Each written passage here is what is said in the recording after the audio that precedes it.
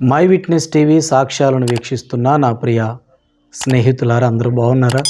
క్రీస్తు పేరిట మీకు అందరికీ శుభములు తెలియజేస్తున్నాను. భారతదేశాన్ని రక్షించటానికి బార్డర్లో పనిచేస్తున్నటువంటి సైనికుల గురించి మనం ఎంతో గర్వపడతాం. అలాంటి ఒక ఉన్నతమైనటువంటి దేశ రక్షణ కొరకు మరి తన జీవితాన్ని సమర్పించుకొని సైనికునిగా అనేక సంవత్సరాలు పనిచేసి ఇప్పుడు దేవుని యొక్క నామములో రక్షణ పొంది ప్రభు సేవ చేస్తున్నటువంటి దైవజనులు పాల్ కిషోర్ గారి యొక్క అనుభవ సాక్ష్యాన్ని వారి మాటల్లో మనం విందాం. దేవుని పరిశుద్ధ నామానికి స్తోత్రం. క్రీస్తునందు ప్రేమైనటువంటి దేవుని బిడ్డారా, మై విట్నెస్ టీవీ కార్యక్రమాన్ని వీక్షిస్తున్న మీ అందరికీ మన ప్రభు అయిన యేసుక్రీస్తు యొక్క పరిశుద్ధమైన నామములో నా ప్రత్యేక హృదయపూర్వక వందనములు తెలియపరుస్తున్నాను. ప్రకాశం జిల్లా గిద్దలూరు తాలూకా ఆకవీడు అనేటువంటి ఒక మారుమూల ప్రాంతంలో ఓ గ్రామంలో నేను జన్మించాను.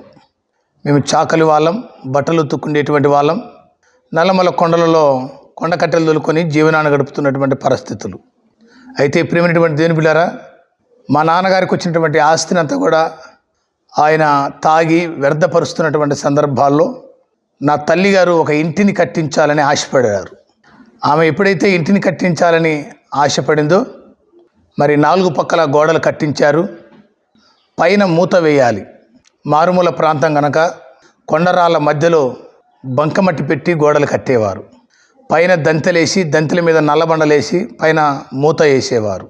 అటు 4 గోడలు లేచిన తర్వాత పైన మూత వేయాల్సినటువంటి సందర్భం వచ్చినప్పుడు మా తల్లిగారు 6 లేదా 7 నెలల గర్భవతి. ఆ సందర్భంలో లోక సంప్రదాయం ప్రకారంగా, ఐందవ ఆచారం ప్రకారంగా గ్రామస్తులు అనేక విధాలుగా అనేక మాటలు మాట్లాడడం జరిగింది.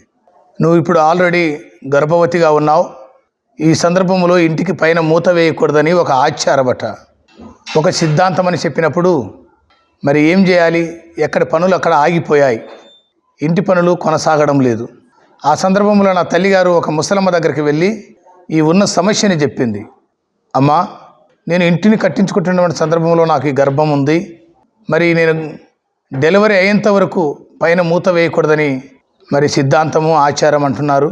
కాబట్టి ఈ గర్భాన్ని పోగొట్టుకోవడానికి, అబోర్షన్ చేసుకోవడానికి ఏదైనా సలహా చెప్పమంటే ఆ ముసలమ్మ గారు, ఏమీ లేదమ్మా, జిల్లెడి చెట్టు పాలు 1 గ్లాసుడు ఒడుచుకొని తాగితే నీ గర్భం పడిపోతుందని చెప్పారటండి. మరి ఎప్పుడైతే ఆ మాటలు మా తల్లిగారు విన్నారో పొలానికి వెళ్ళి జిల్లెడి చెట్టు పాలు 1 గ్లాసుడు ఒడుచుకొని త్రాగడం జరిగింది. ఎప్పుడైతే జిల్లెడి చెట్టు పాలు 1 గ్లాసుడు ఒడుచుకొని తాగిందో ఆ పాలన్నీ కూడా లోపలికి వెళ్ళిపోయి లోపల ఇన్ఫెక్షన్ అయి సెప్టిక్ ఏర్పడి మరి పుండుగా లోపల తయారై నొప్పి అనటం ప్రారంభించింది. కొన్ని రోజులు ఆ టాబ్లెట్ ఈ టాబ్లెట్ అని వేశారు. కానీ అసలు విషయం చెప్పలేదు. నేను జిల్లెడి చెట్టు పాలు తాగాను కాబట్టి ఈ రీతిగా లోపల నొప్పి ప్రారంభమైంది అని. ఏమో తెలియదు, నొప్పి అంటుంది. ఈ రీతిగా మళ్ళీ డాక్టర్ల దగ్గరికి వెళ్ళి కొన్ని ఇంజక్షన్లు కూడా ఇప్పించారు. మరి పరిస్థితి తీవ్రతగా ఉన్నందున మా తల్లిగారిని మా ఊరు నుండి 24 కిలోమీటర్ల దూరం కలిగినటువంటి ఒక గిద్దలూరు పట్టణానికి తీసుకుని వెళ్ళారు.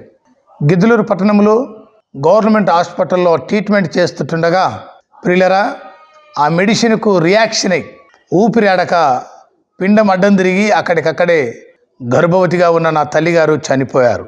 అప్పుడు నా వయసు 5 సంవత్సరాల వయసు. ప్రియమైనటువంటి దేవుని బిడ్డలారా, నా తర్వాత కూడా ఒక చెల్లెలు ఉంది. మరి మా అమ్మ చనిపోయినటువంటి తర్వాత మా నాన్నగారు మరింతగా తాగడం ప్రారంభించారు. ఇంట్లోనే నాటుసారే తయారు చేసుకుంటాడు. మరి ఆయన చేయాల్సినటువంటి కష్టం అంతా కూడా చేస్తూనే ఉంటాడు. మరి నన్ను బ్రతికించలేనటువంటి పరిస్థితుల్లో నన్ను తీసుకొని వెళ్ళి గవర్నమెంట్ హాస్టల్లో చేర్చారు. పేదరికం, తల్లి లేని అనాథను, దిక్కు దశ లేనటువంటి విధానంలో నేను ఉన్నప్పుడు మరి నన్ను తీసుకొని వెళ్ళి గవర్నమెంట్ హాస్టల్లో చేర్చారు. అప్పట్లో 7వ తరగతికి ఫైనల్ ఎగ్జామ్ ఉండేది. 7వ తరగతి వరకు చదువుకున్నాను. 7లో ఫెయిల్ అయిపోయాం. మళ్ళా చదివాం, పాస్ అయిన తర్వాత 10వ తరగతి వరకు వెళ్ళాను. 10వ తరగతిలో ఎగ్జామ్లో ఫెయిల్ అయిపోయి ఇంటికి తిరిగి వచ్చాను. ప్రియులరా, ఇంటికి తిరిగి రాగానే మా నాన్నగారు 3 గాడిదలు కొనిచ్చాడు. లోక సంప్రదాయం లేదా లోక సామెత ఒకటి ఉంది, అరే చదువుకో బాగుపడతావు, లేకపోతే గాడిదలు కాచుకోవాల్సి వస్తుంది అనేటువంటి మాట. అదే మాట నా జీవితంలో జరిగింది. ఇంటికి రాగానే మా నాన్నగారు మరి 3 గాడిదలు కొనేయడం జరిగింది. ప్రియమైనటువంటి దేవుని బిడ్డారా, కారణం ఏమిటి అంటే మా నాన్నగారు తాగి సున్నపు రాళ్ళు కాలుస్తున్నటువంటి సందర్భాల్లో ఆ తాగిన మైకంలో ఆ సున్నపు రాళ్ళ మీద పడటం ద్వారా కాళ్ళు చేతులు కాలి ఇలాగూ ముడుచుకొని పోయి రొష్కలు వస్తూ ఉండేవి. కాబట్టి మా నాన్న ఆ రీతిగా ఉండటం ద్వారా నేను ఎక్కువగా సాకరేకు వెళ్ళటం, ఎక్కువగా మా నాన్నతో పాటు కొండకు వెళ్ళి కొండకట్టెలు తోలటం, మరి కొండకట్టెలు తోలుకుంటూ బ్రతుకుతుండేవాడిని. మా ఊరికి చుట్టూ కొండలే. మరి శ్రీ వైఎస్ రాజశేఖర రెడ్డి గారు చనిపోయినటువంటి స్థలం కూడా మేము ఉన్నటువంటి ప్రాంతాలలోనే, నల్లమల్ల అడవులు అవి. ప్రియమైనటువంటి దేవుని బిడ్డారా, భయంకరమైనటువంటి అడవులలో ఈ గాడిదల మీద కొండకట్టెలు తోలుకొని బ్రతుకుతూ ఉండేవాడిని. మా నాన్నగారు నన్ను ఎప్పుడు కూడా సాకిరేవుకు రా అని పిలిచేవాడు కాదు. ఎందుకనగా నేను ఉతికేటువంటి బట్టలకి ఏ షర్టుకు బటన్స్ ఉండేవి కాదు, ఏ జాకెట్లకు ఉక్సులు ఉండేవి కాదు. బండకాడ దిగి ఉతుకుతూ ఉంటే ఆ దెబ్బకు తట్టుకోలేక నన్ను మా నాన్నగారు ఎప్పుడు కూడా సాకిరేవుకు రా అని పిలిచేవాడు కాదు. ఎక్కువ నన్ను కొండకట్టెలకే తీసుకొని వెళ్ళేవాడు, పొమ్మని పంపించేవాడు. ఇలా కొండకట్టెలు తోలుకొని బ్రతుకుతున్నటువంటి రోజుల్లో మా నాన్నగారికి చెప్పాను, ఎందుకయ్యా అలాగూ నాటుసారే తయారు చేసుకొని తాగుతావు, దానివల్ల నీకు ఉపయోగం ఏమిటి అంటే ఆయన అన్నాడు, రే నీకేం తెలుసురా, అందులో ఉన్నటువంటి టేస్టీ ఒకసారి తాగి చూడమని చెప్పాడండి. మరి నేను కూడా మా బ్యాచ్ యవనస్తుల బ్యాచ్తో కలిసి వాళ్ళ సహవాసాలలో చేరి వాళ్ళతో కలిసి 1 రోజు 2 రోజులు తాగినప్పుడు అది చేదుగా, వాసనగా, కంపుగా ఉండేది. తర్వాత 2 రోజులు 3 రోజులు 4 రోజులు పోయిన తర్వాత అది జరస మత్తులోకి, జూములోకి ఇలాగున మంచి ఒక విధమైనటువంటి స్థితిలోనికి తీసుకొని వెళ్ళింది. ప్రియమైనటువంటి దేవుని బిడ్డారా, ఆ సహవాసంతో కలిసి తాగుతున్నటువంటి తీరు రానున్నటువంటి రోజుల్లో నేను మా నాన్నగారు ఇద్దరం కలిసి తాగేటువంటి రోజుల్లోకి వచ్చాం. మర్యాద లక్షణాలలోకి వచ్చాం. నేను ఇంత తాగలేను, నువ్వు కొద్దిగా వేసుకో, నువ్వు కొద్దిగా వేసుకో అనేటువంటి రెస్పెక్ట్ భావనాల్లోకి వచ్చాం. ఆ సందర్భంలో అందరూ చూసి ఇక తండ్రి కొడుకులు తాగటం ప్రారంభించారు. ఇక ఇలా కష్టమే అనేటువంటి విషయం మాట బయలుదేరింది. ప్రియమైనటువంటి దేవుని బిడ్డారా, ఇలా జీవిస్తున్నటువంటి కొద్ది రోజులలో ఒకరోజు మే నెల ఎండాకాలంలో నేను మా నాన్నగారు ఇద్దరం కలిసి మరి నల్లమల్ల కొండకు కొండ కట్టెలకు వెళ్ళాం. గాడిదలు కట్టుకున్నాం, గాడిదలు తోలుకొని కొండకు వెళ్ళాం. మాతో పాటు 2 యవనస్తులు కట్టెలు నరుక్కొని గాడిదల మీద వేసుకొని ఎత్తైన కొండ మీద నుంచి గాడిదలు ఆ బరువు వేసుకొని దిగుతూ ఉన్నాయి. తీసుకుపోయినటువంటి వాటర్ అయిపోయాయి, నీళ్ళు అయిపోయినాయి. ప్రియమైనటువంటి దేవుని బిడ్డారా, మరి గొంతంతా కూడా ఎండిపోయి గొంతు మరి గుటిక వేయలేనటువంటి పరిస్థితికి నాకు దరి చేర్చింది. మరి ఎప్పుడైతే ఆ సందర్భంలో ఉన్నప్పుడు నాకు వీక్నెస్ ఏర్పడి ఇక నేను నడవలేను నాన్న, ఈ చెట్టు కింద కూర్చొని సాయంత్రం చల్లబడిన తర్వాత 5-6 గంటలప్పుడు నడిచి వస్తానని చెప్తే మా తండ్రి గారు ఒక మాట అన్నారు, అరే నాన్న, నీళ్లు లేక గొంతెండకపోయి చచ్చిపోయిన వాళ్ళు ఈ నల్లమల్ల అడవులలో ఎంతోమంది ఉన్నారు, నేను నా జీవితంలో చూశాను. ఏమాత్రం కూడా నువ్వు ఇక్కడ కూర్చునే దానికి లేదు, రా అని నన్ను పిలుచుకొని వచ్చాడు. అయినా కొంత దూరం నడిచాను, శక్తిని కోల్పోయాను. మళ్ళా చెట్టు కింద కూర్చుంటుంటే మా నాన్నగారు నన్ను భుజం మీద కూర్చోబెట్టుకొని కొంత దూరం మోసాడు. ఆయన పని అయిపోయింది, ఆయన శక్తిని కోల్పోయాడు, ఎవరికి నీళ్ళు లేవు. ఎప్పుడైతే మరి ఆ చెట్టు కింద నేను మరలా కూర్చుంటుంటే మా నాన్నగారు నా చేయి పట్టుకొని సుమారుగా లాక్కుంటూ తీసుకుని వెళ్ళి 2 కొండల మధ్యలో ఉన్నటువంటి లోయలోనికి తీసుకుని వెళ్ళాడు. ప్రియులరా, ఎప్పుడైతే ఆ 2 కొండల మధ్యలో ఉన్నటువంటి లోయలోకి తీసుకుని వెళ్ళాడో అక్కడ వాటర్ ఉన్నాయి. అవి ఎప్పుడు వచ్చినటువంటి వాటరు? వర్షాకాలంలో వర్షం కురిసినప్పుడు ఆ కొండల మీద ఉన్న నీళ్ళన్నీ ఆ గుంతలో పోగై ఉన్నాయి, ఆ లోయలో పోగై ఉన్నాయి. ఆ నీళ్లు ఎలా ఉన్నాయంటే ప్రియులరా, ఆకులు పడి, పుల్లలు పడి, పురుగులు పడి, పచ్చగా పసురు కట్టుకుపోయినట్టుగా ఉన్నాయి.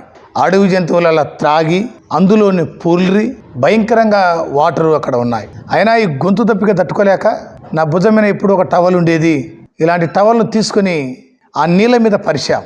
ఆ నీళ్ళ మీద పరిచి ఆ టవల్ మీద ఒక రాయేసి మరి బోర్లో పండుకొని తాగడం జరిగింది. కారణం ఏమిటంటే చేతులకు ఎత్తుకుంటే చేతులకు రావేమని, మరి మట్టి అంతా ఇదవుతుందేమని అలాగనే బోర్లో పండుకొని ఒక పశువులాగా తాగాను అన్నట్టు.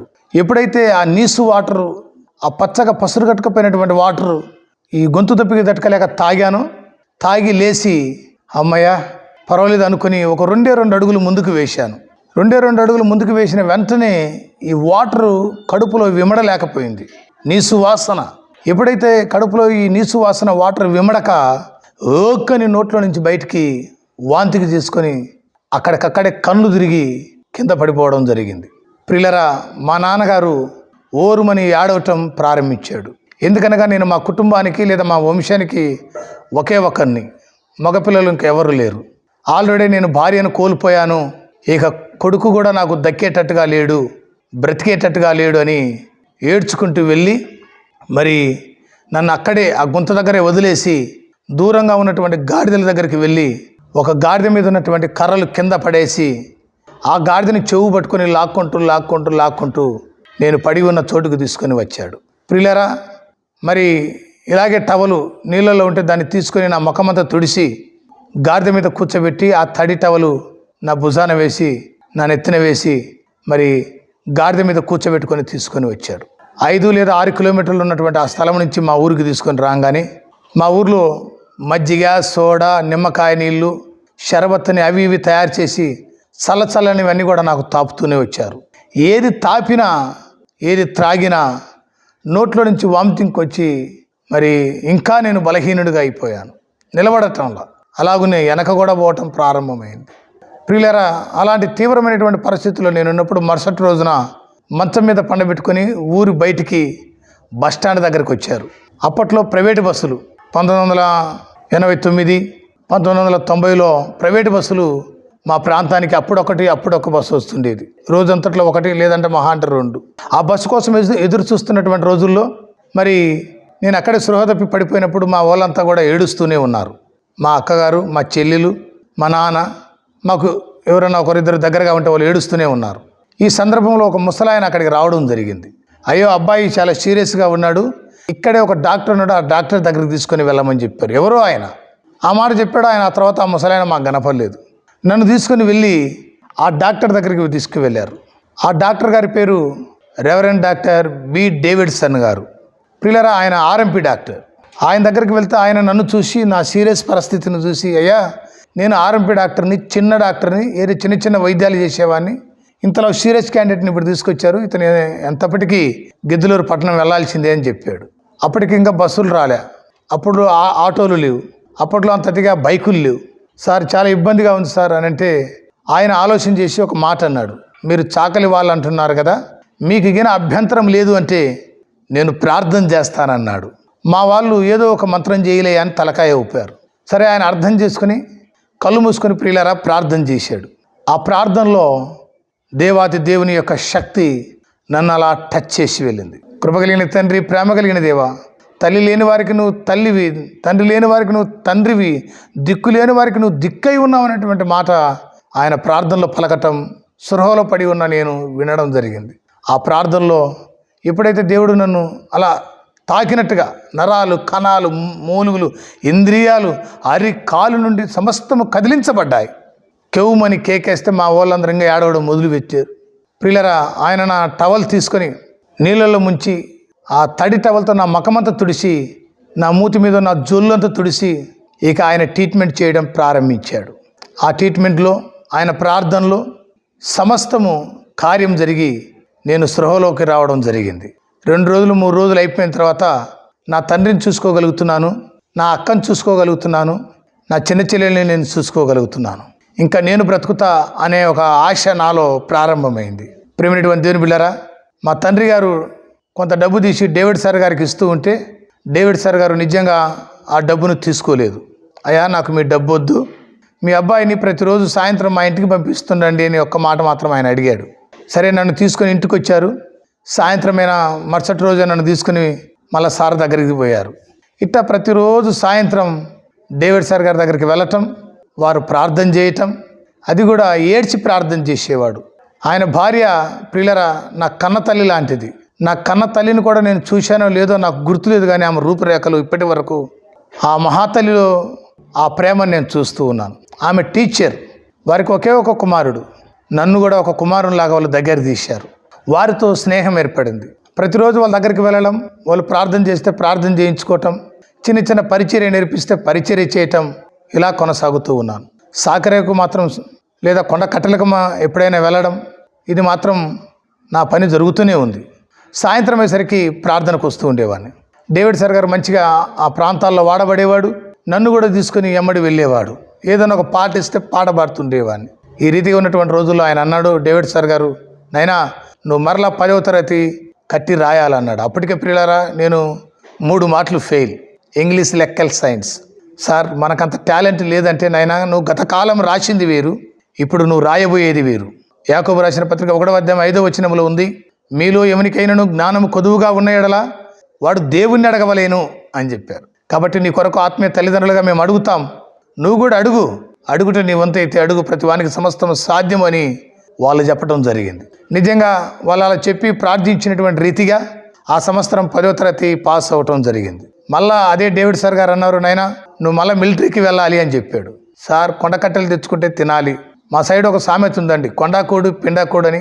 సాకలోళ్ళ దగ్గరికి వచ్చేసరికి ఉతుక్కోవడం గతుక్కోవడం అని ఒక సామెతలు ఇలాంటివి మా పల్లె ప్రాంతాల్లో జరుగుతూ ఉంటాయి. ఇవన్నీ ఆయనకు చెప్పినప్పుడు, నాయన ఇవన్నీ వదిలిపెట్టు, వెనకున్నవి మర్చివేయి, ముందున్న దాని కొరకు మనం వేగిరపడదాం, ప్రార్థన చేద్దామని చెప్పాడు.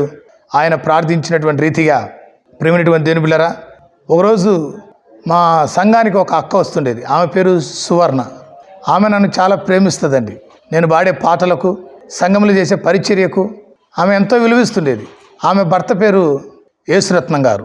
ఆయన BSFలో SIగా భర్తీ అయ్యాడు, ఉద్యోగం చేస్తూ ఉన్నాడు. ఒకరోజు ఆయన సెలవు వచ్చినప్పుడు, ఏమండి ఈ అబ్బాయి తల్లి లేనటువంటి అబ్బాయి, ఇలా నాన్న రోగంతో ఉంటాడు, అనాథండి, ఏదైనా ఒక చిన్న ఉద్యోగం చేస్తే బాగుంటుందేమో, సంఘంలో మంచిగా పాటలు పాడతాడు, పరిచర్య చేస్తాడని చెప్పారు. ఆమె ఎప్పుడైతే చెప్పిందో ఆయన ఇంట్లోకి వెళ్ళి, పిల్లరా ఒక టేప్ తీసుకొని నా ఎత్తు, నా హైటు, చెస్ట్, పిల్లరా నా చెస్ట్ ఇవన్నీ కొలిసి చూద్దాంలే బాబు అని ఆయన బోర్డర్కి వెళ్ళిపోయాడు. 6 నెలల వరకు ఆయన కనపడలేదు. మరి నాకు ఈ కొండకు వెళ్ళడం, సాయంత్రం ప్రార్థనకు రావడం ఇది మాత్రం తప్పలేదు. ఒకరోజు నా స్నేహితుడు బొందలపాటి వెంకటేశ్వర్లు, అరే లింగయ్య రా, Bengaluru, Secunderabad, Hyderabad, Guntur, Nellore BSF police selections అన్నాడు. ప్రేమైనటువంటి దేని పిల్లరా, మరి నా కాడ డబ్బులు లేక మా ఆత్మీయ తల్లి దగ్గరికి వెళ్ళాను. ఆమె దగ్గరికి వెళ్ళి, అమ్మ ఒక 400 రూపాయలు డబ్బులు కావాలి, పోలీస్ సెలక్షన్కి వెళ్ళాలనుకుంటున్నానంటే, అవునా నానని చెప్పి ఇంట్లోకి వెళ్ళి 400 రూపాయలు తీసుకొని ప్రార్థన చేసి పంపించడం జరిగింది. నేను నా స్నేహితుడు ఇద్దరం గుంటూరు పోలీస్ గ్రౌండ్కి వచ్చాం. గుంటూరు పోలీస్ గ్రౌండ్కి వచ్చిన తర్వాత 6 నెలల క్రితం నా ఎత్తు, నా చెస్ట్ కొలిచినటువంటి SI యేసురత్నం గారు ఆ గ్రౌండ్లో కనపడుతూ ఉన్నారు. ఆయన దగ్గరికి వెళ్ళి, సార్ నమస్తే సార్ అన్నాను. అదేంటి బాబు ఇక్కడికి వచ్చావు అన్నాడు. జాబ్ కోసం వచ్చాను సార్ అన్నాను. అరే ఇది చాలా డేంజర్ అయిన ఉద్యోగం, BSF అంటే తెలుసా నీకు, బోర్డర్ సెక్యూరిటీ ఫోర్స్, దేశ సరిహద్దుల్లో ఉండేటువంటి ఉద్యోగం. కాబట్టి ఇది చాలా కష్టం నాయనా, ఈ ఉద్యోగం వద్దు, ఏదైనా లోకల్లో ఒక చిన్న ఉద్యోగం చూస్తాను. మీ అక్క చాలా లెటర్లు రాసింది, నీకు తల్లి లేదట, మీ నాన్న రోగంతో ఉంటాడట, కాబట్టి ఏదైనా చిన్న ఉద్యోగం చూస్తాను అని ఆయన చెప్పడం మొదలుపెట్టాడు. ఈ ఉద్యోగం చేయలేవు, చాలా కష్టం అని చెప్పాడు. తర్వాత నేనుండి, సార్ నా అరిచేతులు చూడండి, సార్ నా అరికాళ్ళు చూడండి అని ఆయనకు చూపించాను. కాళ్ళకు చెప్పులు లేకుండా కొండకట్టెలు తోలుకొని బ్రతుకుతున్న నాకు ముళ్ళులు గుచ్చుకున్న బెజ్జాలు ప్రతి స్థలాల్లో ఉండిపోయాయి అరికాళ్ళకు. అలాగున్న కొండకట్టెలు నరికి ఈ చుట్టూ కాయలు కాసినటువంటి పరిస్థితి. ఇంతకంటే కష్టంగా ఉంటుందా సార్ BSF ఉద్యోగం అని చెప్పాను. ఆయన నన్ను చూసి, ప్రియులరా నా చేతులని ఇలా పట్టుకొని, ఇంత కష్టపడుతుంటావా బాబు నువ్వు, ఇప్పుడే నేను కమాండెంట్ ఆఫీసర్తో మాట్లాడి వస్తానని లోపలికి వెళ్ళాడు. ప్రియమైనటువంటి దేవుని బిడ్డలారా, ఆయన ఎప్పుడైతే మాట్లాడి వచ్చాడో, సరే రన్నింగ్ వచ్చే భర్తీ చేద్దాం యేసురత్నం గారు అని చెప్పారు. ప్రియులారా కొండకట్టెలు తోలుకుంటూ సన్నగా ఉన్నాను. ఇంకా 500-600 మందిని గ్రౌండ్లో నిలబెట్టారు.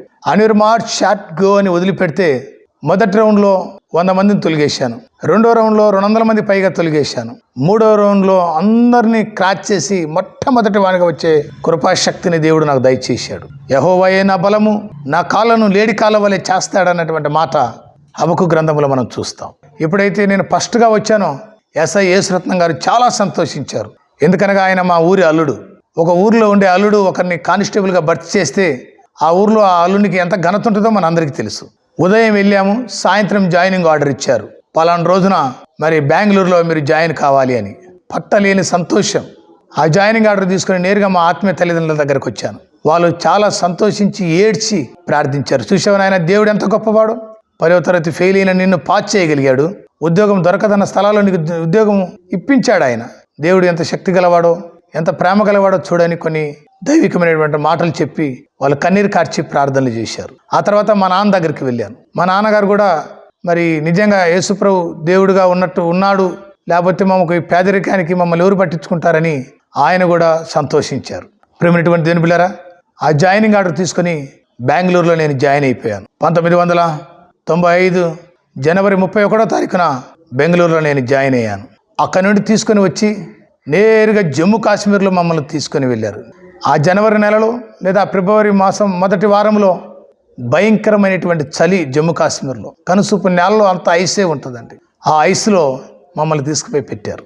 వాళ్ళేమో 5 మినిట్కి అందరూ తయారై బార్ అంటున్నారు. వాళ్ళు మనకి హిందీ రావటం లేదు, వాళ్ళు చెప్పింది మనకు అర్థం కావటం లేదు. కాబట్టి తయారై ముందుకు రాకపోవడం ద్వారా ఇంతలో కర్ర తీసుకొని ఎమ్మడిబడి కొట్టేవాళ్ళు.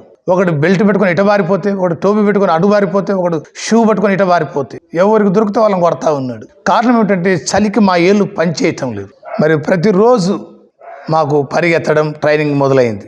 అప్పుడు ఒక్కొక్కరు ఇంత జుట్టు పెట్టుకొని వచ్చాం. భాషా కటింగ్ అని, చిరంజీవి కటింగ్ అని, నాగార్జున కటింగ్ అని. అప్పట్లో ఎంత జూలి వెనక పెంచుకుంటే అంత వాల్యూ ఉండేది. ఈ రోజుల్లో ఎంత శుభ్రంగా దాన్ని కత్తిరిస్తే అంత వాల్యూ ఉండేది. కాబట్టి మమ్మల్ని ఒకసాట కూర్చోబెట్టి వారికి చెప్పి, అనగా మంగళన్నకి చెప్పి మా అందరికీ మిషన్ పెట్టి ఇదంతా శుభ్రం చేశారు. ప్రియమైనటువంటి దేవుని బిడ్డలారా, ఇక ట్రైనింగ్ స్టార్ట్ అయింది. పరిగెత్తటం, దూంకటం, సాయంత్రం వరకు అలసిపోయేవాళ్ళం. సాయంత్రం అలసిపోయి వచ్చిన తర్వాత ఫాలిన్ చేసి కిష్కోయ్ రిపోర్ట్ అని అడిగేవాడు. ఎవరికైనా ఏదైనా సమస్య ఉందా అని అడిగేవారు. సార్ మీరు సూయిదాగా గుమ్మోగేశారని చెయ్యెత్తాడు. 150 మందిలో వాని సూదిదారం పోయిందట. 150 మందిలో సూదిదారం పోయిందా? అన్డిసిప్లిన్ కార్వై బెండ్ పొజిషన్ బెండ్ అని అందరిని వంగబడమంటే అందరం వంగబడ్డాం. 150 మంది వంగబడితే ప్రియులరా ఇంతలా ఎదురు కర్ర తీసుకుని మా వెనుక భాగాన కొట్టేవాడు. అలసట లేకుండా కొట్టేవాడు. ఒక్కొక్కరిని ఒక్కొక్క దెబ్బ కొట్టేవాడు. ఒకవేళ దెబ్బ తగిలిందని ఎవరైనా వెనక చేయి పెట్టుకుని మాలిష్ చేసుకుంటే తిరిగి మళ్ళీ కొట్టేవాడు టాక్ అని. కాబట్టి ఎంత దెబ్బ తగిలినా చేయి పెట్టుకోకూడదు.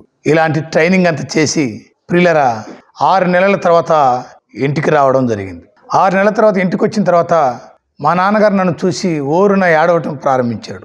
ఆ 6 నెలల్లో నన్ను ఎలా చేశారంటే కోడికి జుట్టు బీకేసి నాకు ఉంటుంది చూడండి, అలా చేశారు. మా నాన్న అన్నాడు, ఒరే ఇంకా 10 ఇండ్లు పెట్టుకొని సాకరే ఉతుక్కొని బ్రతుకుదాం, 3 గాడిదలు కొనిస్తాను కొండకట్టెలు దొరుకుని బ్రతుకుదామని ఆయన ఏడవడం ప్రారంభించాడు. మా నాన్నగారికి ధైర్యం చెప్పి తిరిగి మళ్ళా BSFలో జాయిన్ అయ్యి మిగతా 3 నెలలు ట్రైనింగ్ చేసి అక్కడే బెటాలియన్కి వెళ్ళిపోయాను. ఓ సంవత్సరం అక్కడే ఉద్యోగం చేసి మరి ప్రియులరా ఓ సంవత్సరం తర్వాత ఇంటికి వచ్చాను. ఇంటికి వచ్చేటప్పుడు టీషర్టు, యాక్షన్ షూస్, మరి జీన్స్ ప్యాంట్లు ఇవన్నీ వేసి అఫీషియల్స్గా ఎప్పుడైతే మా ఊరికి వచ్చానో ఇక మా ఊర్లో అందరూ చాలామంది మా బంధువులు లైన్లో నిలబడ్డారు. దేనికి? మా అమ్మాయిని మీ అబ్బాయికి ఇస్తాం. అంతకుముందు మా ఇంటికి ఎవరు వచ్చేవాళ్ళు కాదు. మేము దిక్కులేని వాళ్ళమని, మా నాన్నకు రోగం ఉందని ఏ బంధువులు మమ్మల్ని పలకరించేవాళ్ళు కాదు. ఎప్పుడైతే ఉద్యోగం వచ్చిందో ఎక్కడెక్కడ వాళ్ళంతా బంధువులు అయిపోయారు. మీ అమ్మ చుట్టం, మీ నాయన చుట్టం, మీ తాత చుట్టాలని చెప్పుకుంటూ వచ్చారు. మా నాన్నకు అనారోగ్యంగా ఉంది కాబట్టి ఎవరైతే బాగుంటుంది అని ఆలోచన చేస్తున్నటువంటి సందర్భాల్లో మా మేనత్త గారు అప్పుడప్పుడు మా ఇంటికి వస్తుండేది. ఏరే గ్రామం నుండి నా బిడ్డను చేసుకోనాయనా అని ఆమె ఎప్పుడైతే అడిగిందో ఒక నిర్ణయానికి వచ్చాం. మీ అమ్మాయి నేను పెళ్లి చేసుకుంటాను, కాకపోతే పరిశుద్ధ వివాహం పెళ్లి చేసుకుంటాను అని చెప్పాం. అది మాదిగోళ్ళ పెళ్లి కదా అని అన్నారండి. అది మాదిగోళ్ళతో మంగళోళ్ళతో నాకైతే తెలియదు, కానీ బైబిల్ బోధిస్తుంది వివాహం అన్ని విషయాల్లో ఘనమైనది అని. అప్పుడు మా అత్తగారు మేమేం చేయాలని చెప్తే, మీ ఇష్టం, మీ అమ్మాయిని తీసుకొచ్చి మా ఇంటి దగ్గర వదిలిపెట్టండి, మీకు ఇష్టమైతే, మీ అమ్మాయికి ఇష్టమైతే అని చెప్పాం. సరే అబ్బాయి చూస్తే బాగున్నాడు, మంచి ఉద్యోగం అని చెప్పి వాళ్ళ అమ్మాయిని తయారు తీసుకొచ్చి మా ఊర్లో వదిలిపెట్టారు. ప్రియులరా ఇక మా బంధువులందరికీ చెప్తే మా బంధువులంతా కూడా ఆ పెళ్లికి మేము రాము అని చెప్పారు. ఎక్కడెక్కడైతే నేను పాటలు పాడొచ్చాను, ఏ సంఘానికి అయితే నేను వెళ్తున్నాను వాళ్ళందరూ తండోపతండాలుగా వచ్చారు. ఇక మా బంధువులు కూడా అరే ఇంతమంది వచ్చారు పా నలుగురితోటి నారాయణ అని వాళ్ళు కూడా వచ్చారు. ఆకవీడు గ్రామంలో 1997 సంవత్సరం మే నెలలో ఒక అన్యుల మధ్యలో పరిశుద్ధ వివాహం జరిగింది. అంటే దేవాతి దేవుడు పాల్కిషోర్తోని ప్రారంభించారు. అద్భుతకరంగా వివాహం జరిగింది. ఇంతవరకు నేను శారీరకరంగా దేవుని నమ్ముకుంటే ఏదో ఉద్యోగం వస్తుందన్నంతవరకే తపన పడ్డాను, పరిగెత్తాను. అయితే ఆత్మీయంగా ఈరోజు ఇంత సేవ చేయడానికి గల కారణం ఏమిటి చెప్పి త్వరగా ముగిస్తాను. జమ్మూ కాశ్మీర్లో ఉద్యోగం చేస్తున్నటువంటి రోజుల్లో 2001 సంవత్సరంలో అమర్నాథ్ యాత్ర అని జరుగుద్ది. శ్రీనగర్, పహల్గామ్ ఏరియాలో అమర్నాథ్ యాత్ర అని జరుగుద్ది. ఆ అమర్నాథ్ యాత్రకు మా బెటాలియన్ మొత్తాన్ని ఎస్కార్ట్గా ఇచ్చారు. మా బెటాలియన్ స్కోర్ 1243 మంది. సెలవు వెళ్ళేవాళ్ళు, సెలవు నుండి వచ్చేవాళ్ళు కాక ఎట్ టైం గ్రౌండ్లో వాళ్ళు డ్యూటీ చేయాలి. అప్పుడు ప్రియులరా ఆ రోడ్డు అంతా మేము చెకింగ్ చేసి రోడ్డమ్మడి మేము ఎస్కార్ట్గా ఉండేవాళ్ళం. నిజంగా అక్కడ చూస్తే ఈరోజే యుద్ధం పడుతుందేమో అన్నట్టుగా ఉంటుంది. మా వాహనాలు లేదా మా తర్వాత సివిల్ వాహనాలు వెళ్ళాలన్నా ముందు రోడ్డు చెకింగ్ కావాలి. ప్రతి అర కిలోమీటర్కి 2 సిపాయిలు, ప్రతి అర కిలోమీటర్కి 2 సిపాయిలు. ఓకే రిపోర్ట్ ఇచ్చినాకనే వాహనాలు బయలుదేరాలి. ప్రియమైనటువంటి దేవుని బిడ్డలారా, దానికంటే ముందు మరి పెట్రోలింగ్ పార్టీ అని ఒక పార్టీ వెళ్ళి చెకింగ్ చేసేది. వాళ్ళతో పాటు ఒక డిఎస్ఎండి ఎలక్ట్రానిక్ సిస్టమ్ వెళ్ళేది, వాళ్ళతో పాటు ఒక స్నైపర్ డాగ్ కుక్ అని వెళ్ళేది. అన్నీ ఫెయిల్ అయిపోయాయి. ఎప్పుడు పెట్టిండో తీవ్రవాది బ్రిడ్జి కింద బాంబు పెట్టి దూర ప్రాంతంలో కూర్చొని ఉన్నాడు. జాగ్రత్తగా వినాలి ప్రియమైనటువంటి దేవుని బిడ్డలారా, ఎప్పుడైతే ఆ బ్రిడ్జి కింద బాంబు పెట్టి మరి తీవ్రవాది అనగా ఉగ్రవాది దూరంగా కూర్చున్నాడో వీళ్ళందరూ ఆలోక్య రిపోర్ట్ ఇచ్చారు, రోడ్డు క్లియర్ అని. మరి మా వాహనాలు 3 వాహనాలు బయలుదేరాయి. ఒక్కొక్క వాహనంలో 6 మంది సిపాయిలం మేమున్నాం. మా మెటీరియల్ అని ఎక్విప్మెంట్ అంతా తీసుకొని ఆయుధాలను తీసుకొని ఒక్కొక్క వాహనంలో 6 మంది సిపాయిలం బయలుదేరాం. ప్రియులారా, నేనున్నటువంటి వాహనం ఆ బ్రిడ్జి దాటి వచ్చింది. రెండవ వాహనం ఆ బ్రిడ్జి మీదకి రాగానే దూర ప్రాంతంలో ఉన్నటువంటి తీవ్రవాది రిమోట్ తీసుకుని వచ్చితే ఆ వాహనం ఆ బ్రిడ్జి ఢోమని పగిలి తుంటలై ముక్కలై గాలిపటాలై తిరుగుతూ ఉన్నాయి. ముందున్న బండి వాళ్ళ ముందు దుంకాం, వెనకున్న బండి వాళ్ళ వెనక దుంకాం. వాని ప్లాన్ ఏంటంటే 3 బండ్లను ఒకేసారి లేపేయాలని. దుంకి బోర్లో పట్టుకొని మా గన్ను తీసుకొని పొజిషన్ పెట్టాం. కారణం ఏమిటంటే ఒక సిపాయి బోర్లో పట్టుకొని గన్ను చేత పట్టుకుంటే 100 మంది శత్రువులను ఈజీగా ఎదుర్కోగలడు. మాకు ఇచ్చిన ట్రైనింగ్ అది. మేము బోర్లో పడుకున్నాం, మా గన్ను తీసుకొని పొజిషన్ పెట్టాం. కానీ ఎక్కడ కూడా ఎవడు కూడా కనబడలేదు. వారి కొండల్లో చెట్లలో వాని పనివాడు ముగించుకొని వాడు వెళ్ళిపోయాడు. ఆ బ్రిడ్జి దగ్గరికి వెళ్ళి చూశాను. ఆ బ్రిడ్జి దగ్గరకు వస్తే 6 మంది సిపాయిలు ఒక్కడు బతకలేదు. వాళ్ళు ముక్కలు అయిపోయారు. ఈ కాలు ఇతందా, ఈ చేయి ఇతందా, ఈ మొండెం ఇతందా అని గుర్తుపట్టలేకపోయాం. నిజంగా నా శరీరం అంతా కూడా తంపట తీసుకుంది, వణుకుడు తీసుకుంది. రాత్రి అంతా నాతో మాట్లాడినటువంటి సిపాయిలు తెల్లవారుజామున 6 గంటల నుండి 7 గంటల వరకు ఇంత గొప్ప ఘటన జరిగింది అని బాధపడుతూ ఉన్నాను, ఏడ్చుకుంటూ ఉన్నాను. ఎప్పుడో నా ఆత్మీయ తండ్రి మైకిల్ కట్టి వాక్యం చెప్తున్న మాట ఆ రోజు నాకు వినపడుతున్నట్టుగా ఉంది. కళ్ళు మూసుకొని ఏడుస్తూ ఉంటే నా కళ్ళ ఎదురుగా లేఖనాలు కనబడుతున్నట్టుగా ఉన్నాయి. ఏమిటి ఆ మాటలు అంటే, కీర్తనలు 91వ అధ్యాయం 1వ వచనం, మహోన్నతుని చాటున నివసించువాడే సర్వశక్తి నీడలో విశ్రమించువాడు, ఆయనే నా కోట, నేను నమ్ముకున్న నా దేవుడని, నేను యెహోవాను గురించి సాక్ష్యం ఇవ్వగలను అని. అప్పుడు ఏడుస్తూ, ప్రభువా, చిన్నతనంలోని తల్లిని కోల్పోయి అనాథగా బ్రతికిన నా జీవితాన్ని మీరు రూపాంతరం చేశారు. ఈరోజు ఈ భయంకరమైనటువంటి బాంబ్ బ్లాస్ట్లో నుండి మీరు తప్పించారు. ఈ శరీరానికి విలువ లేదు, కేవలం ఆత్మకు మాత్రమే విలువ ఉంది. సమయం ఉన్నప్పుడే నీ ఇంటిని చక్కబెట్టుకో అనేటువంటి మాట అని తలుసుకుంటూ మరి ఏడ్చుకుంటూ ఉన్నాను. ప్రియమైనటువంటి దేవుని బిడ్డలారా, ఎప్పుడో నా చిన్నతనంలో తల్లిని కోల్పోయి అనాథగా బ్రతికిన నా జీవితాన్ని తండ్రిలా చేరదీసి ఈ భయంకరమైనటువంటి బాంబు బ్లాస్ట్లో నుండి కూడా తప్పించిన దేవుడు ఎంత గొప్ప దేవుడవయా అని ఆలోచన చేశాను. ప్రియమైనటువంటి దేవుని బిడ్డలారా, మరి ఎప్పుడైతే ఆ బాంబు బ్లాస్ట్ జరిగిందో నాతో పాటు ఉన్నటువంటి సైనికులు 6 మంది చనిపోయారో, ఈ శరీరానికి విలువ లేదని, కేవలం ఆత్మకు మాత్రమే విలువ ఉందని గుర్తిరిగి మరి ఇంటికి వచ్చిన తర్వాత నా ఆత్మీయ తండ్రి డేవిడ్ సార్ గారితో ఈ విషయాలు చెప్పుకోవడం జరిగింది. ఎందుకనగా ప్రతి పాపిని క్షమించేది యేసు రక్తమే. యేసయ్యా, నేను పాపిని, నా పాపాన్ని కడగండి అని కోరుకుంటూ నేను మారు మనసు పొందాను, నాకు ఇప్పుడు బాప్తిసం కావాలి నాన్న అని నా ఆత్మీయ తండ్రిని అడిగినప్పుడు నిజంగా పాపక్షమాపణ నిమిత్తమై మారు మనసు పొంది నేను బాప్తిసం తీసుకోవడం జరిగింది. ఎప్పుడైతే బాప్తిసం తీసుకున్నానో అప్పటి నుండి ఇప్పటి వరకు నమ్మకంగా, విశ్వాసంగా, ఛాలెంజిగా ప్రభు కోసం నేను జీవిస్తున్నాను. ఎందుకనగా నేను నరకానికి వెళ్ళకూడదు, నేను పరలోకానికి వెళ్ళాలి, దేవుని చూడాలి. అంత మాత్రమే కాదు, అనేకులను దైవ రాజ్యానికి మార్గం చూపించి నడిపించాలని తీర్మానం చేసుకున్నాను. బాంబు బ్లాస్ట్ జరిగిన నాటి నుండి 2001వ సంవత్సరం జూన్ నెల నుండి కూడా నేను ఎప్పుడు సెలవులు వచ్చినా, సంవత్సరానికి ఒకసారి సెలవు వచ్చినా, నెల రోజులు 2 నెలలు సెలవు వచ్చినా విరామం లేకుండా పల్లెలకు, ప్రాంతాలకు వెళ్ళి నా సాక్ష్యాన్ని చెప్పుకుంటూ యేసయ్యను మహిమపరుస్తూ వచ్చాను. వాక్యం చెప్పడం దేవుడు నేర్పించాడు. దేవుడు నాతో మాట్లాడుతూ వాక్యరూపకంగా నాకు తెలియపరిచేవాడు. అలాగున కొన్ని వేల మీటింగ్స్లకు నేను డేట్లు ఇచ్చాను. వినుకొండ, నరసరావుపేట, గుంటూరు, ఈ నంద్యాల పరిసర ప్రాంతాల్లో ప్రతి గ్రామానికి నేను వెళ్ళాను. మరి ఈ రోజు నుంచి నా ప్రభు కోసం నేను సాక్షిగా బ్రతకాలని తీర్మానం చేసుకున్నాను. నాలో ఊపిరి అంటూ ఉంటే, అయా ఆంధ్ర రాష్ట్రానికి నేను క్షేమంగా తిరిగి వెళ్తే పల్లెల్లో, పట్టణాల్లో, రాష్ట్రాల్లో, దేశాల్లో కూడా నీ నామాన్ని ఊరేగిస్తానని తీర్మానం చేసుకున్నాను. ఇంటికి వచ్చాను. దేవుని మహాకృపను బట్టి మిగతా సర్వీస్ అంతా ఉద్యోగం చేశాను. అప్పుడే ఉద్యోగం వదిలేయాలనుకున్నాను. జెండా కింద 3 రంగుల ముద్దుల జెండా కింద మేము ప్రమాణం చేశాం. మేము వెనక అడుగు వేయము, దేశానికి అవసరపడినప్పుడు ప్రాణత్యాగమైన చేస్తామని. ఆ శపథం ప్రకారం మొత్తం 22 సంవత్సరాలు ఉద్యోగం చేసి ప్రియులరా నేను రిటైర్డ్ అయ్యి వచ్చాను. రిటైర్డ్ అయిన తర్వాత ఇంచుమించు 20 లక్షల రూపాయలు గవర్నమెంట్ నాకు ఇచ్చింది. ఆ 20 లక్షల రూపాయలు తీసుకుని నా బిడ్డ పేరు మీద కానీ నా 2 కుమారుల పేరు మీద కానీ నేను ఎవరి మీద డిపాజిట్ చేయలేదు.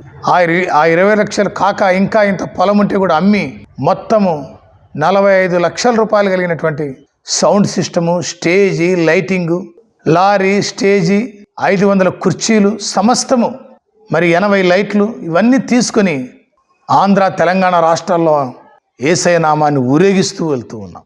అంత మాత్రమే కాదు, ఎప్పుడైతే బాంబు బ్లాస్ట్ జరిగిందో అప్పటి నుండి కూడా నా కుమారులను, పిల్లల్ని ప్రభువులోనే పెంచాం. నా కూతుర్ని ప్రభువులో పెంచాను. ఈరోజు నా పెద్ద కుమారుడు సంగీతం డైరెక్టర్ అయ్యాడు. నా చిన్న కుమారుడు ఆపరేటర్ అయ్యాడు. వాళ్ళు చదివే చదువులు చదువుతూనే ఉన్నారు. నా కూతురు మంచి సింగర్ అయింది. ప్రేమిటువంటి దేవుని బిడ్డలారా, ఏ స్టేజ్ కింద అయితే, ఏ ఊరు ప్రాంతంలో ఏ స్టేజ్ అయితే మేము వేసుకున్నాం, అదే స్టేజ్ కింద మాకు భోజనాలు వండి పెట్టడానికి చదువు లేని నా భార్య నాకు ఎంతో సహాయపడతా ఉంది. ఈ రీతిగా లారీ సామాన్ తీసుకొని ఆంధ్ర, తెలంగాణ రాష్ట్రాల్లో నా యేసయ్య నామాన్ని ఊరేగిస్తూ ఉన్నాను. చిన్నతనంలోనే తల్లిని కోల్పోయి అనాథగా బ్రతుకుతున్నటువంటి నా జీవితంలో ఇంత గొప్పగా కార్యం చేసిన దేవుడు మీ జీవితాల్లో, మీ కుటుంబాల్లో కూడా చేయగలిగిన సమర్థుడు ఆయన. నా బంధువులు, నా రక్త సంబంధికులు, నా శ్రేయోభిలాషులు చేయి విడిచి వదిలిపెట్టి వెళ్ళిపోయిన రోజున నేను విడువని విడబాయనని వాగ్దానం చేసిన దేవుడు నన్ను చేయి విడవలేదండి. ఆనాటి నుండి ఈనాటి వరకు నా ప్రభు నన్ను చేయి విడవలేదు. ప్రియులారా, నన్ను అర్థం చేసుకోగలిగేది కేవలం ఆత్మీయులు మాత్రమే. ఇంత సేవకు సహకరించేది కూడా ఆత్మీకంగా ఉన్న వాళ్ళే నాకు సహకరిస్తారు. నేను చాలా సింపుల్గా ఉంటానండి. ఆ బాంబు బ్లాస్ట్ జరిగిన నాటి నుండి నా శరీరాన్ని నేను అలంకరించటం కానీ, ఈ ఎంట్రుకలకు నేను రంగులు వేయడం కానీ, లేదా అఫీషియల్గా ఉండాలన్న ఆలోచన, కోరికలు నాలో చచ్చిపోయాయి. శరీరంకి విలువ లేదు, ఆత్మకు మాత్రం విలువ ఉందని అనేక ఆత్మలను పాతాళవశమునకు వెళ్లకుండా దైవరాజ్యంలోనికి నడిపించాలని కంకణం కట్టుకొని యేసయ్య నామాన్ని ప్రకటిస్తూ వెళ్తున్నాను. కాబట్టి ప్రియులారా, మరి ఈ దీనుని మీరు అర్థం చేసుకోగలిగి ఈ దీనుని కొరకు మీరు ప్రార్థన చేయగలుగుతారని నేను ఆశిస్తున్నాను. నా సాక్ష్యం తీసుకొని దేవుడు నా పట్ల చేసిన గొప్ప కార్యాన్ని తీసుకొని మీ ఇంటి దగ్గర రావాలని నాకు ఆశ.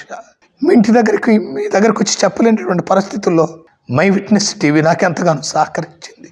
ఈ సాక్ష్యాన్ని, ఈ మాటల్ని, ఈ ప్రభు యొక్క ప్రేమను, కృపను అందరికీ మీరు షేర్ చేసి సహకరిస్తారని హృదయపూర్వకంగా కోరుకుంటూ ఉన్నాను.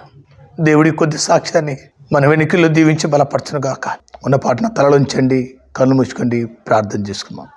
కృప కలిగిన తండ్రి, ప్రేమ కలిగిన దేవా, నీ బలమైన శక్తి కలిగిన చాటు లేని నామమును బట్టి ప్రార్థిస్తున్నాం. నా తండ్రి, ఈ రోజున ఈ రీతిగా ఇలాగున అయ్యా మై విట్నెస్ టీవీ ఛానల్ ద్వారా వందలాది మందికి, వేలాది మందికి, లక్షలాది మంది ప్రజలతో నీ అద్భుతమైనటువంటి సాక్ష్యాన్ని పంచుకోవడానికి కృపను దయచేశావు. ఈ ఛానల్ కూడా మీరు నాయన ఆశీర్వదించండి. ఈ ఛానల్ను నాయన గొప్ప గొప్ప కార్యాలు చేయడానికి కృపను దయచేయండి. రాబోయేటువంటి రోజుల్లో అనేక మంది జీవితాలకు ఉపయోగపడినట్లుగా ఈ ఛానల్ని మీరు వాడుకునండి. ఎంతమంది అయితే ఛానల్లో వీక్షించి, ఎంతమంది అయితే ఈ సాక్ష్యాన్ని చూసి అయ్యా బిడలు అయ్యా ఆత్మీయంగా కదిలించబడ్డారో వాళ్ళందరినీ కూడా మీరు దర్శించమని, నీ చిత్తమైన రాక ఆలస్యమైతే ఏదో ఒక స్థలంలో, ఏదో ఒక సందర్భంలో మేమందరం కలుసుకొని నీ నామాన్ని ఊరేగించగలిగిన భాగ్యమును దయచేయమని దేవుడు, నువ్వు రక్షకును, సమస్తకు దాతైన యేసు ప్రభు నీ పరిశుద్ధమైన శక్తి కలిగిన నామంలో ప్రార్థన చేసి అడిగి వేడుకొనుచున్నాము పరమ తండ్రి, ఆమేన్. Praise the lord. అందరికీ వందనాలు. ప్రియ స్నేహితులారా, ఇంతవరకు పాల్ కిషోర్ గారి అనుభవ సాక్ష్యాన్ని మీరు విన్నారు. మీ అభిప్రాయాలు కామెంట్ సెక్షన్లో తెలియచేయండి. మన మై విట్నెస్ టీవీ ఛానల్ని తప్పకుండా సబ్స్క్రైబ్ చేసుకోండి, బెల్ సింబల్ క్లిక్ చేయండి. మరిన్ని అనుభవ సాక్ష్యాలతో మళ్ళీ మనం ఛానల్లో కలుసుకుందాం. అంతవరకు సెలవు. ప్రభు కృప మనందరికీ తోడుగా ఉండి నడిపించును గాక. ఆమేన్. Praise the lord.